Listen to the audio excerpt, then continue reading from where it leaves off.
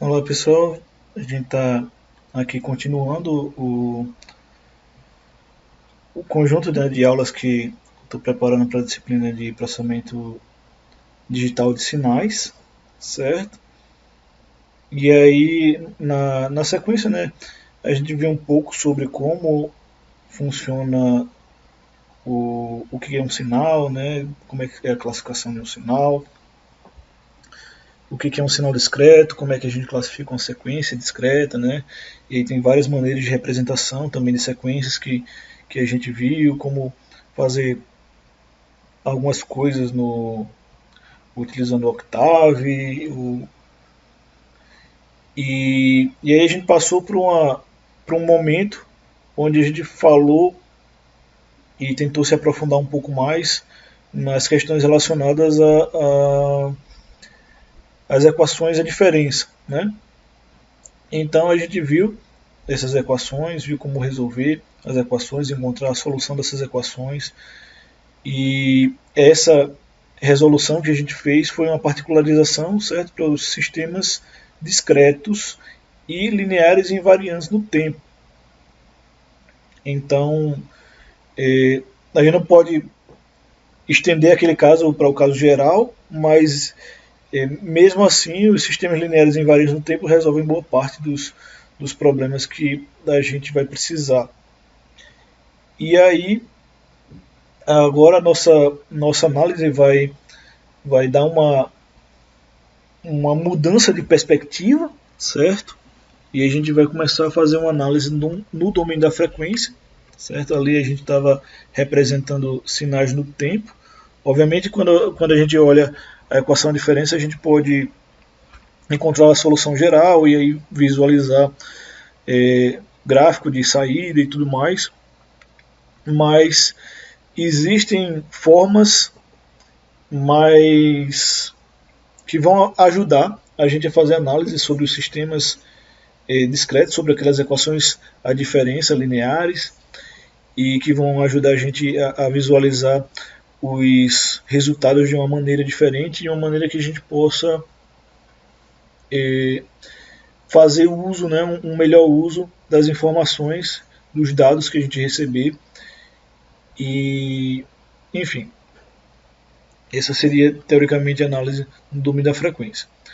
Então, só para a gente ter uma visualização em termos contínuos, né, a gente pode pensar nessa análise, né, em domínio da frequência, como uma resposta senoidal. Então, se a gente assume que o sistema ele é linear e invariante no tempo, certo? E aí a gente tem aqui uma resposta que a gente pode analisar o seguinte, né? Eu dou aqui uma entrada nesse sistema G, né? E aí essa entrada ela vai ser processada pelo sistema, certo? E aí eu tenho uma resposta. Então estou assumindo também que esse sistema é um sistema linear e invariante no tempo, certo? Então aqui a gente tem um gráfico, ou dois gráficos, né, que seriam a excitação de entrada, a excitação e o resultado, né, do processamento do nosso sistema. Então o que eu quero dizer aqui é o seguinte: a entrada X para esse sistema é senoidal, certo? Então se o sistema ele for linear e invariando no tempo, uma entrada senoidal vai resultar em uma saída senoidal. É isso que esses dois, esse diagrama de blocos e esse gráfico significam aqui para a gente, certo?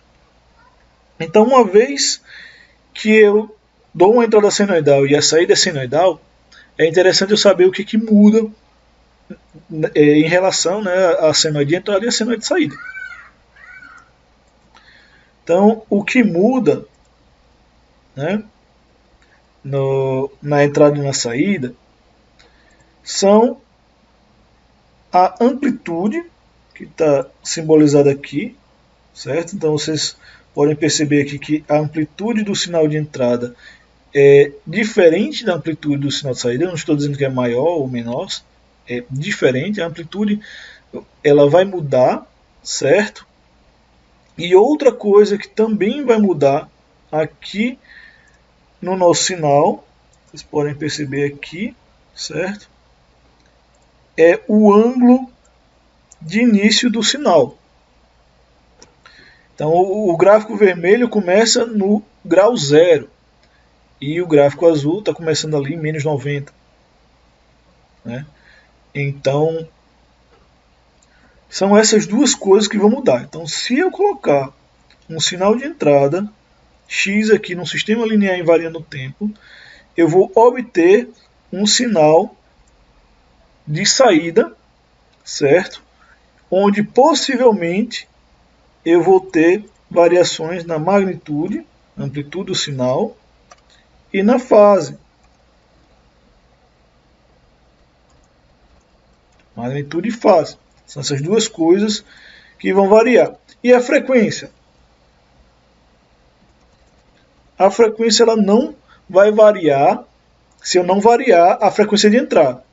Então, o que eu quero dizer é, se na minha entrada x o sinal não tiver variação em frequência, a saída não vai ter variação de frequência, certo?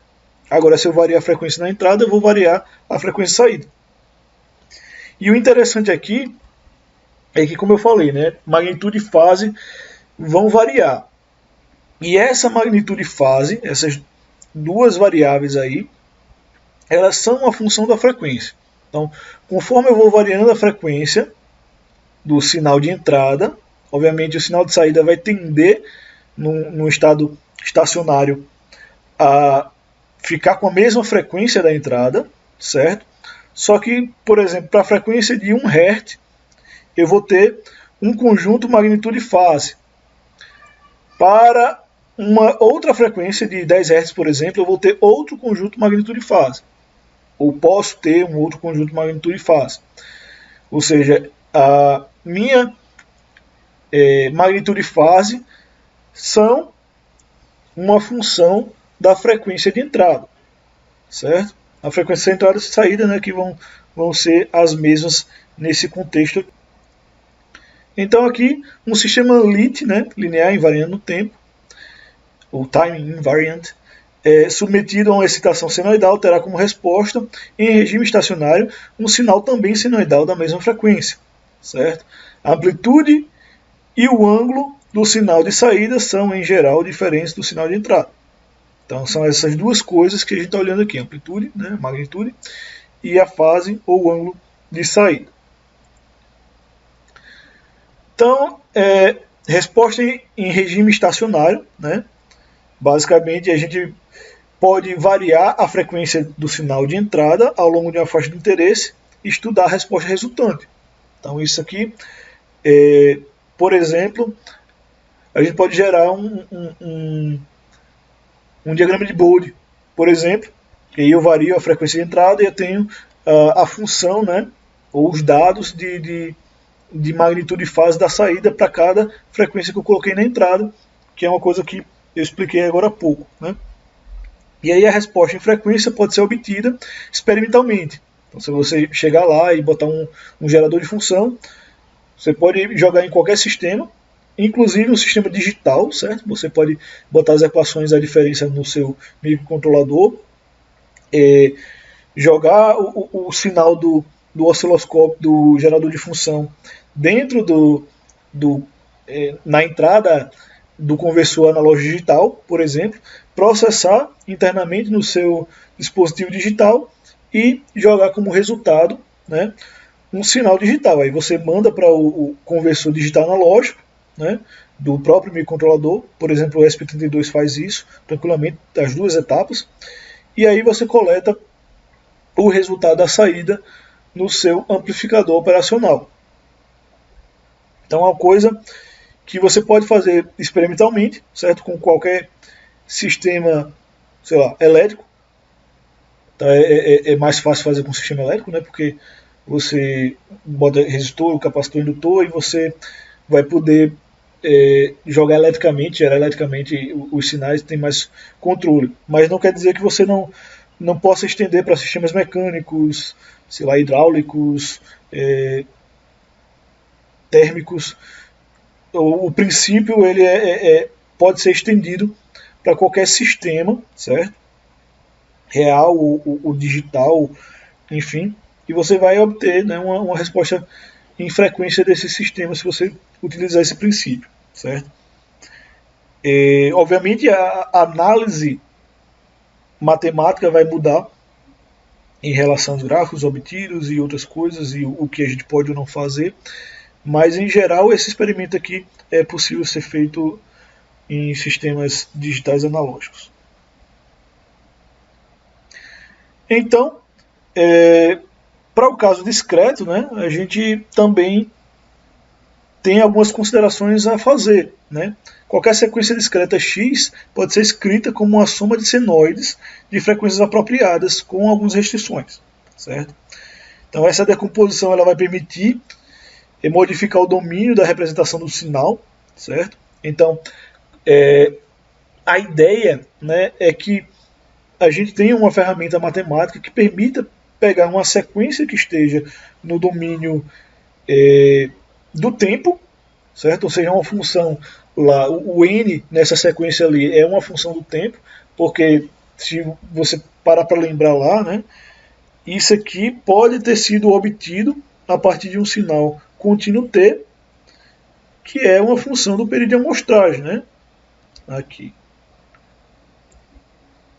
Então, esse período de amostragem aqui vai traduzir a sequência discreta no valor contínuo, né, no sinal contínuo original. E aí, o que essa frase significa, né, que é a representação do sinal do domínio do tempo para o domínio da frequência, que eu vou agora mudar a perspectiva. Eu estava olhando para o sinal, amostra por amostra. Então, amostra 1, amostra 2, aí eu ploto um gráfico, né, no domínio do tempo, eu sei que no instante 10 segundos eu tive um valor da sequência discreta de 1,5 de magnitude, tensão, por exemplo. Então, se eu fizer uma decomposição apropriada, assumindo, né, que eu tenho uma resposta em frequência, eu joguei sinais na entrada e tudo mais, eu posso fazer uma transformação, certo? Nesse sinal que está no domínio do tempo e passá-lo para o domínio da frequência. E aí eu posso visualizar esse sinal da perspectiva de que eu estou vendo magnitudes e fases, por exemplo. Né? Como a análise que eu falei assim. Então, com isso a gente consegue obter outro tipo de informação, certo? Não só as informações do tempo, né? Mas informações também que estão associadas à frequência. E basicamente a gente vai poder analisar coisas que não poderiam ser analisadas no domínio do tempo, né? E aí eu também tenho algumas propriedades que vão me ajudar a fazer outros cálculos, a encontrar a solução da equação de diferença. Então tem várias vantagens aí de representar a sequência discreta, né, no domínio da frequência. Então essa análise, né, essas operações que a gente vai fazer vão passar por um processo de síntese e de análise, certo? E aí a gente vai ver mais detalhadamente na sequência, certo?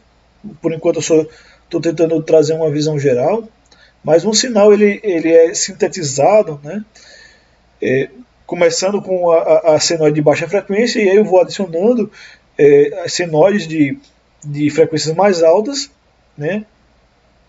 E aí eu faço isso até que o sinal desejado seja obtido, né? Então, cada senoide que a gente vai utilizar, né, para adicionar nesse sinal, ela vai se chamar de uma componente, né, em frequência do sinal original.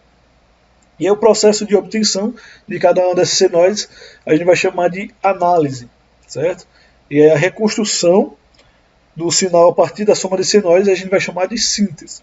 Então, como eu falei, né, principalmente a gente tem essas duas etapas de análise e síntese, onde a análise a gente obtém as senoides, né, que é o que a gente vai adicionando, e a síntese basicamente a gente obtém o sinal original. Então a gente pode visualizar aqui, né, o processo, digamos assim. Eu quero representar um sinal qualquer, por exemplo, uma onda quadrada. Então o sinal onda quadrada, ele é mais próximo aqui desse último gráfico mais abaixo, certo? Porém, no processo, né, de eu tentar reproduzir o sinal, descobrir qual é o sinal de fato, né, utilizar essa análise aqui, essas operações no domínio da frequência, eu pego a primeira senoide, né, eu represento a característica mais macro daquele sinal, a frequência